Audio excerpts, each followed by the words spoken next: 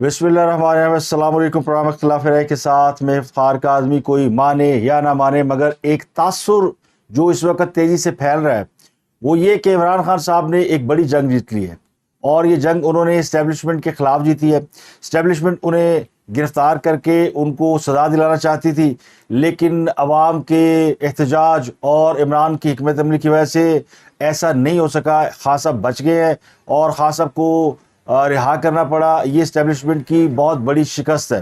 تو اس بات میں کتنی سچائی ہے؟ اگر یہ بات سچ ہے یا غلط ہے یا جو بھی ہے، لیکن یہ پرسیپشن اپنی جگہ اس وقت موجود ہے کہ عمران خان صاحب لڑائی کا یہ والا مرحلہ تو جیت گئے ہیں۔ تو کیا اس کو جیتنے کے بعد عمران خان صاحب اقتدار میں آ چکے ہیں، ان کو حکومت مل چکی ہے، یا وہ ان کو الیکشن مل چکا ہے؟ تو ایسا کچھ نہیں ہوا۔ تو پھر یہ کون سی لڑائی ہے جو کہ عمران خان جیتے ہیں؟ کیا صرف یہ لڑائی تھی کہ عمران خان کو سزا دی جا سکتی ہے یا نہیں دی جا سکتی، انہیں گرفتار کیا جا سکتا ہے یا نہیں کیا جا سکتا؟ تو یہ لڑائی تو عمران خان واقعی جیت گئے۔ لیکن جو اصل لڑائی ہے، جو اصل کھیل ہے، وہ تو یہ کہ اس ملک پر حکومت کس کی ہوگی، کون اس ملک کا نظام چلائے گا، اور کون ہے جسے عوام اپنے ووٹوں سے منتخب کر کے حکومت میں لائیں گے۔ تو اصل لڑائی یہ ہے۔ لیکن یہ بھی لڑائی نہیں ہے، یہ 2011 میں شروع ہونے والی ایک لڑائی ہے جو کہ اس پورے خطے میں شروع ہوئی، اور اس نے پھیلتے پھیلتے بہت سے مسلم ممالک کو اپنے لپیٹ میں لے لیا۔ اسے عرف عام میں عرب سپرنگ کہتے ہیں۔ تو عرب سپرنگ کا جو پہلا مرحلہ تھا وہ 2011 میں شروع ہوا تھا، جو کہ 2014 میں اختتام پذیر ہوا، اور اس کے بعد پھر یہ دوبارہ 2019 میں شروع ہوا۔ پہلے مرحلے میں تیونس سے شروع ہوا۔ تیونس، مصر، لیبیا، شام اور یمن، یہ وہ ممالک تھے جو کہ عرب سپرنگ کی زد میں آئے، جہاں عوام نے حکومتوں کے خلاف ریولٹ کیا، اور یہ تحریکیں عوام سے شروع ہوئیں اور ایک چھوٹے سے یعنی ایشو کے اوپر شروع ہوئی۔ تو یہ تیونس سے شروع ہوا تھا، جب ایک سبزی فروش نے پولیس کے مظالم سے تنگ آ کر گورنر کے دفتر کے سامنے خود کو آگ لگا لی تھی۔ تو پھر یہ انقلاب کی لہر تیونس سے اٹھی، جو کہ مصر میں گئی تو التحریر سکوائر میں تبدیل ہوئی۔ تو یہ سب کو پتہ ہے، میں بہت تفصیل میں نہیں جاتا۔ تو عرب سپرنگ اگر لوگوں کو یاد ہے تو ٹھیک، ورنہ اس کو جا کے اسٹڈی کر لیں۔ تو اس عرب سپرنگ کا مطلب مسلمان ملکوں کے اندر حکومتوں کو تبدیل کرانا، مسلمان ممالک کے اندر شورش پیدا کرنا اور انریسٹ پیدا کرنا، تاکہ یہ مسلم ملک جو ہے وہ ترقی کی دوڑ سے نکل جائے، اور ترقی کی دوڑ میں صرف وہ لوگ شامل ہوں جنہیں مغرب کی حمایت حاصل ہے یا مغرب جنہیں چاہتا ہے۔ تو دنیا کا نظام چلانے والے جو عالمی سرمایہ کار ہیں، ان میں ممالک بھی ہیں، ان میں انڈیویجولز بھی ہیں۔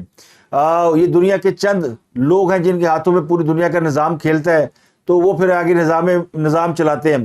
کرنسی کے نظام سے بینکنگ کے نظام، اور یہ جو بارڈروں کی تشکیل اور پاسپورٹ کا نظام، یہ سب اسی ذہن کی پیداوار ہے۔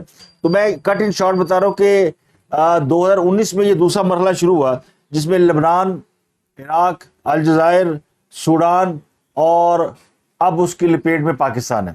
پاکستان میں بھی 2019 میں یہ پلان تھا کہ پاکستان کے اندر بھی اس طرح کا انقلاب لایا جائے، لیکن 2019 میں کے آنے سے پہلے پاکستان کی جو ملٹری ہے، اس نے جن لوگوں نے یہ ریوولٹ کرنا تھا ان کو ہی حکومت سونپ دی۔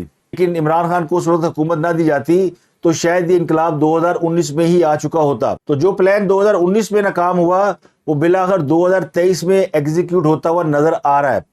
تو کیا لڑائی عمران خان کی اسٹیبلشمنٹ کے ساتھ ہے، یا عمران خان کی حکومت کے ساتھ ہے، یا حکومت کی عدلیہ کے ساتھ ہے، یا عدلیہ اور اسٹیبلشمنٹ کے ساتھ ہے؟ اور کیا یہ افراد کی لڑائی ہے، کیا یہ اداروں کی لڑائی ہے؟ تو یہ لڑائی ایکچولی کسی کی بھی نہیں ہے۔ اس لڑائی کو لوگوں نے اڈاپٹ کر لیا ہے، اور سب اپنی اپنی لڑائی سمجھ کے لڑ رہے ہیں۔ مثلا سپریم کورٹ جو لڑائی لڑ رہی ہے، وہ سمجھ رہی ہے کہ انہوں نے عمران کو سیو کرنا ہے، اور وہ عمران کے سہولتکار بنے ہوئے ہیں۔ تو 2023 میں بھی یہ سب کچھ ہو سکتا تھا، لیکن ایک بار پھر سینس پرویل کی گئی، اور 2 قدم پیچھے ہٹ کے عمران خان صاحب کو اس ماحول میں تو 2023 میں بھی سب کچھ ہو رہا تھا، جس میں ایک انڈرسٹینڈنگ کے ذریعے عمران خان صاحب کو رہا کر دیا گیا، اور اس کے نتیجے میں معاملہ جو ہے وہ کسی حد تک کول ڈاؤن ہو گئے۔ لیکن یہ معاملہ ختم نہیں ہوا، کیونکہ یہ معاملہ ختم ہو نہیں سکتا۔ جن لوگوں نے پاکستان کی تقدیر کا اسکرپٹ لکھا ہوا ہے، انہوں نے اس پر عمل کرنا ہے۔ آپ کتنی تدبیروں سے اسے بچا لیں گے؟ تو ابھی تو آپ دیکھیں کہ اگر بعض لوگ کہتے ہیں جی وہ صرف چیف جسٹس عمر بندیال صاحب اور کچھ خام خیال جج ہیں جو کہ عمران خان کو ریلیف دے رہے ہیں، تو یہ بات درست نہیں ہے. آپ ریلیف کا سلسلہ دیکھیں کہ آج عمران خان کے اوپر ایک بہت بڑا کیس تھا جو کہ انہوں نے عدت میں نکاح کیا ہوا تھا، اور اس کے گواہ بھی تھے، مولوی جس نے نکاح پڑھایا، گواہ جس نے گواہی دی، دونوں عدالت میں بیان جمع کرا چکے ہیں، ریکارڈ کرا چکے ہیں، اور عدالت کئی سماعتیں کر چکی ہے. لیکن پھر اچانک عدالت کو یہ اختیار آیا کہ یہ تو کیس اس کے دائرہ اختیار میں نہیں ہے. تو کیا یہ بھی چیف جسٹس عمر بندیال کے کہنے پہ ہوا ہے یا عمر بندیال نے اس میں کوئی رول پلے کیا؟ تو میرا خیال ہے کہ یہاں یہ لاجک پرویل نہیں کرتی. عمر بندیال صاحب اپنی سپریم کورٹ کے اندر تو کسی حد تک انفلوئنشل ہو سکتے ہیں، لیکن یہاں پر وہ عمران خان صاحب کو ریلیف نہیں دلا سکتے. یہ معاملہ ان کے ریلیف دلانے کا نہیں، یہ معاملہ یہ ان طاقتوں کے ہاتھوں میں جو اس سے پہلے عمران کو لائے اور اب انہیں ان کے مقدمات ختم کرا رہے ہیں. تو یہ مقدمات کا ختم ہونا اسی مبینہ ڈیل کا حصہ ہے جس کے تحت عمران خان صاحب کو رہا کر کے واپس گھر بھیجا گیا ہے.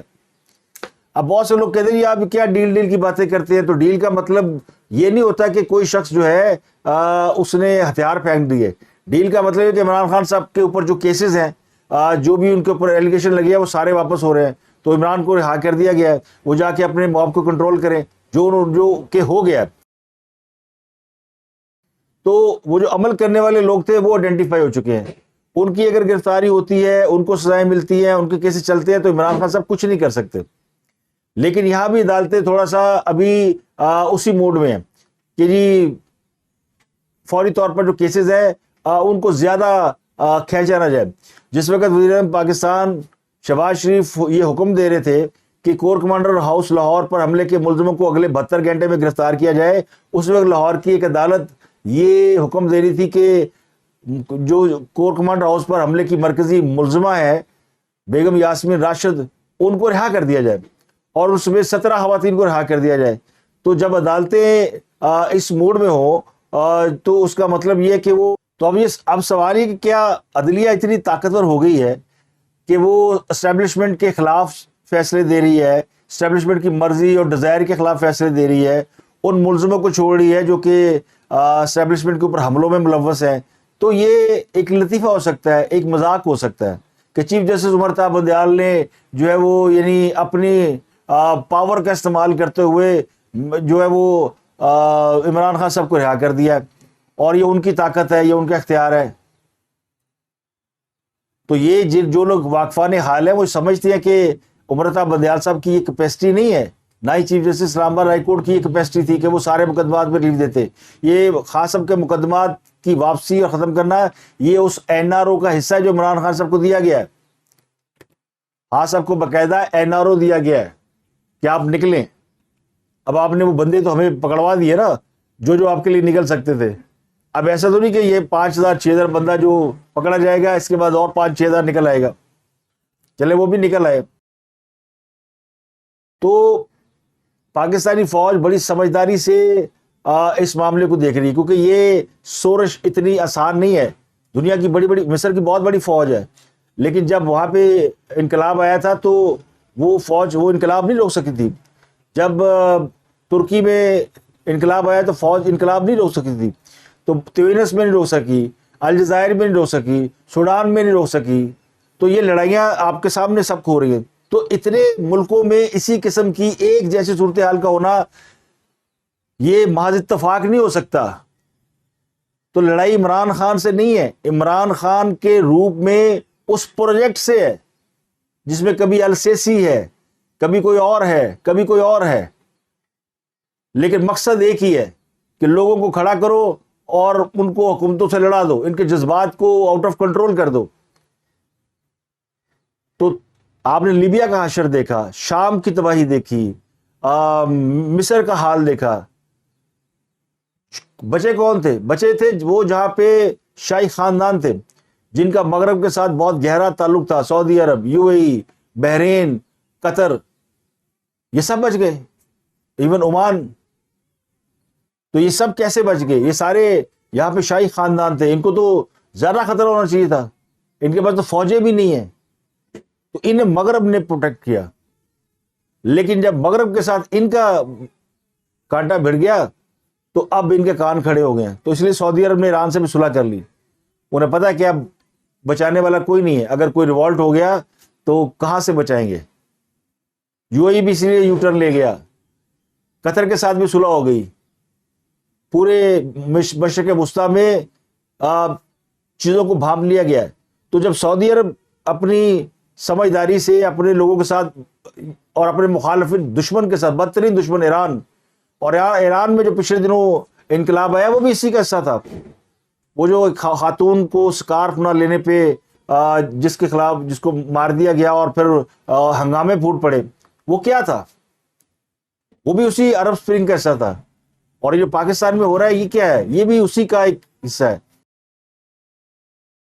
تو میرا یہ گمان ہے، ہو سکتا ہے آپ میری اس رائے سے اتفاق کریں نہ کریں، لیکن میں نے اس کو بڑا اسٹڈی کیا ہے. میں کچھ دنوں سے جا کے عرب اسپرنگ کو بہت ڈیپلی اسٹڈی کر رہا ہوں کہ یہ کیا اتفاق ہے جو پاکستان میں ہو رہا ہے. کیا عمران خان کوئی مفوق الفطرت ہستی ہے اور یہ جو پوری حکومت عمران کرتی ہے اور عمران خان والے اسی طرح ان کو پوچھتے ہیں اور ان کی تعریفیں کرتے ہیں، انہیں ولی اور پیغمبر بنا دیا ہے.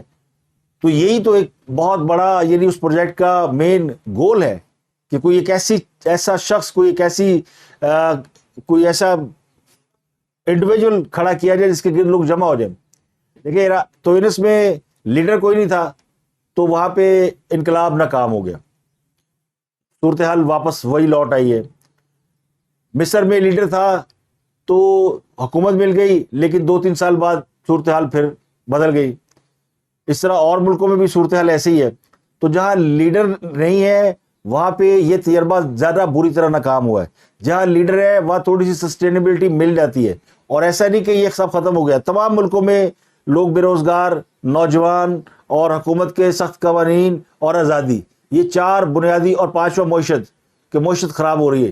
یہ 5 بنیادی ایلیمنٹ ہے جو لوگوں کے ذہن میں ڈال کے ان کی جو انگزائٹی ہے وہ باہر نکال لی جاتی ہے، اور وہ پھر انگزائٹی سڑکوں پہ نظر آتی ہے.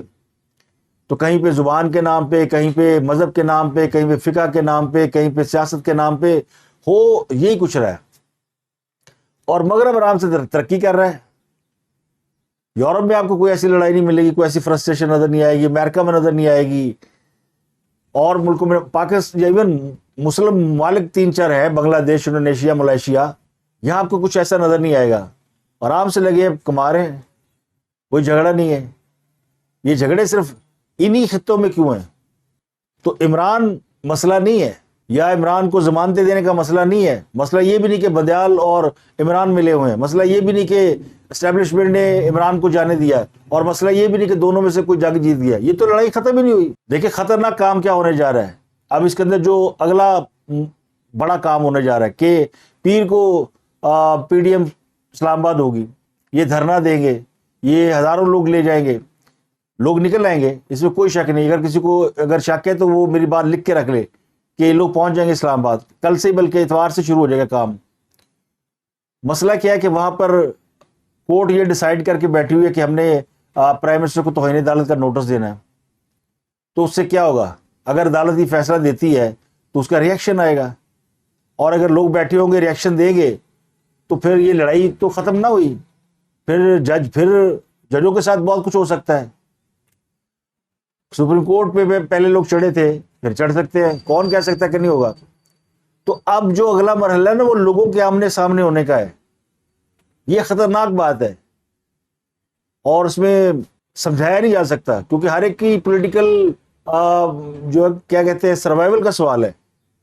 وہ کہتے ہیں عمران خان نے یہ کر لیا تو اسی کاٹا کیسے کروں، جبکہ لڑائی یہ نہیں ہے. لڑائی تو یہ کہ لوگوں کو آمنے سامنے آنے سے روکا جائے، اداروں کو لوگوں کو آمنے سامنے سے روکا جائے. یہ کام صرف فوج کر رہی ہے، جس نے آرمی ہاؤس پہ، کور کمانڈر ہاؤس پہ اٹیک کروا لیا، جنہوں نے پنڈی میں اٹیک کروا لیا. اب لوگ کہتے ہیں کہ جناب وہ سارے جن لوگوں نے یہ کام کیا وہ عمران خان کے حمایتی ہیں. چلے یہ پولرائزیشن فوج کے اندر بھی ہے، یہ جو تقسیم ہے معاشرے کی یہ فوج کے اندر بھی ہے، کوئی اس میں ڈاؤٹ نہیں ہے. لیکن اس کے باوجود یہ سب روکا جا سکتا تھا. اگر ایک کور کمانڈر نے الاؤ کر دیا لوگوں کو اپنے گھر میں داخل ہونے کے لیے، تو اس کی اطلاع بھی 5-10 منٹ میں مل جاتی کہ جناب ایسا ہو گیا، وہاں پہنچ گیا تو گھنٹے بعد 2 گاڑیاں آ جاتی 2 گھنٹے بعد آ جاتی، 4 گھنٹے بعد آ جاتی، لیکن توڑ پھوڑ کے کئی گھنٹوں تک کسی نے کوئی ریئیکٹ نہیں کیا، اور پھر اس کے بعد رات کو آگ لگائی گئی۔ آپ ویڈیو دیکھ لیں نا کہ جب اٹیک ہو رہا تھا، لوگ جا رہے تھے، توڑ پھوڑ کر رہے تھے، تو کوئی وہاں پہ آگ واگ نہیں لگا رہے تھے، آگ تو کئی گھنٹوں کے بعد لگی، تو کوئی سامنے نہیں آیا، کیونکہ یہ فوج سمجھتی ہے کہ عوام کے سامنے جائیں گے تو کیا ہوگا۔ تو اسٹیبلشمنٹ ڈری نہیں ہے نہ ہاری ہے، لیکن وہ جو ہوش مندی کا تقاضا ہے وہ یہ کہ تصادم سے روکا جائے یا اس سے گریز کیا جائے۔ میرا خیال تو یہی ہے، اللہ نہ کرے کہ پیر کو بہت بڑا تصادم ہو، لیکن صورتحال اس طرف جاتی دکھائی دے رہی ہے، اور یہ جو لوگ سمجھ رہے ہیں نا کہ ہم حق اور سچ کے ساتھ کھڑے ہو کر، اور کوئی فلاں کے ساتھ کھڑا ہے، کوئی فلاں کے ساتھ کھڑا ہے، وہ ہمیں بھی لوگ کہتے ہیں کہ آپ پٹواری ذہن کے، آپ کا ذہن پٹواروں جیسا ہو گیا ہے، آپ ان کی بات کرتے ہیں، کیونکہ آپ عمران پہ بہت تنقید کرتے ہیں۔ یس، عمران خان پہ میں تنقید کرتا ہوں، لیکن اس کی میں آپ کو لاجک بھی دیتا ہوں، وجہ بھی دیتا ہوں۔ اگر کوئی شخص یہ سمجھتا ہے کہ عمران خان صاحب قابل تعریف ہے تو مجھے 2-4 وجہ لکھ کے بھیج دے، میں بھی ان کی کسی لاجک سے اتفاق کر سکتا ہوں۔ لیکن یہ بات حقیقت ہے کہ عمران خان صاحب اس وقت ان طاقتوں کا ٹول بنے ہوئے ہیں جو پاکستان کے اندر حالات کی خرابی چاہتے ہیں، اور وہ صرف پاکستان میں نہیں چاہتے بلکہ اس پورے خطے میں چاہتے ہیں۔ تو پاکستان تو ایک اس یلغار کا ایک حصہ بنا ہوا ہے۔ اب آپ کہاں کھڑے ہیں؟ 20 سال پہلے آپ دیکھیں آپ کہاں کھڑے تھے، 9/11 سے پہلے آپ دیکھیں تمام ممالک ترقی کر رہے تھے، پاکستان سمیت، اور اس کے بعد کیا ہوا؟ اس کے بعد چراغوں میں روشنی نہ رہی۔ پھر جب 2013 میں صورتحال بدلی، جب وہ اسپرنگ ختم ہوا، عرب اسپرنگ، یہ 2013-14 میں ختم ہوا ہے، اور 14 کے بعد آپ دیکھیں پھر سے حالت بدلنی شروع ہو گئی، اور 2017 آتے آتے سمجھ میں آ گئی کہ یہ تو پھر سے وہ پروجیکٹ فلاپ ہو گیا ہے، اس کو دوبارہ سے ری انوینٹ کیا گیا۔ 2019 میں اس نے دوبارہ ایکٹیویٹی پکڑی، ہماری باری 2023 میں آئی ہے۔ تو ایک چنگاری چاہیے ہوتی ہے، ایک بہانہ چاہیے ہوتا ہے۔ اس بار کا بہانہ تھا کہ عمران خان کو کیوں ہٹایا، اور اب جو بہانہ بننے جا رہا تھا وہ تھا کہ وہ جو عمران خان کو ہٹانے پہ پولیس، وہ جو فوج کو برا بھلا کہتے تھے، وہ بھی ریئیکشن چاہتے تھے، لیکن اس وقت فوج نے جو ریئیکٹ نہیں نہ کیا، جنرل باجوہ صاحب نے گالیاں کھا لیں، انہوں نے ان کو میر جعفر کا، میر صادق کا، تو آپ تصور کریں 30-35 سال پہلے کسی آرمی چیف کو آپ اوئے بھی کہہ جائیں، نہیں کہہ سکتے تھے۔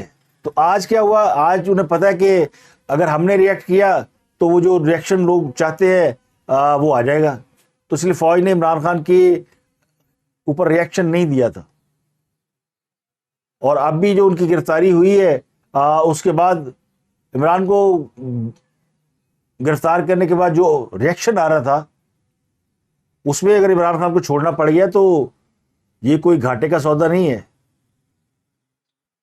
اور میں نے آپ کو بتایا ہوا کہ اگر عمران خان کے حوالے سے جو فوج کی سوچ ہے نا، فوج یہ سمجھتی ہے کہ عمران خان کچھ نہیں ہے، اصل تو وہ جو جن کے پروجیکٹ پہ وہ عمل ہو رہا ہے، یہ پروجیکٹ عمران نہیں ہے، یہ پروجیکٹ کسی اور کا ہے، عمران خان اس پروجیکٹ کا حصہ ہے۔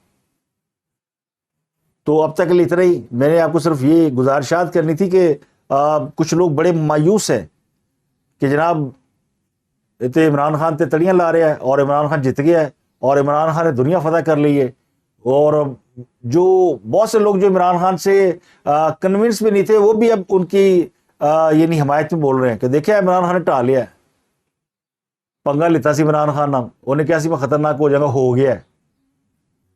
تو اصل بھائی کہانی کچھ اور ہے۔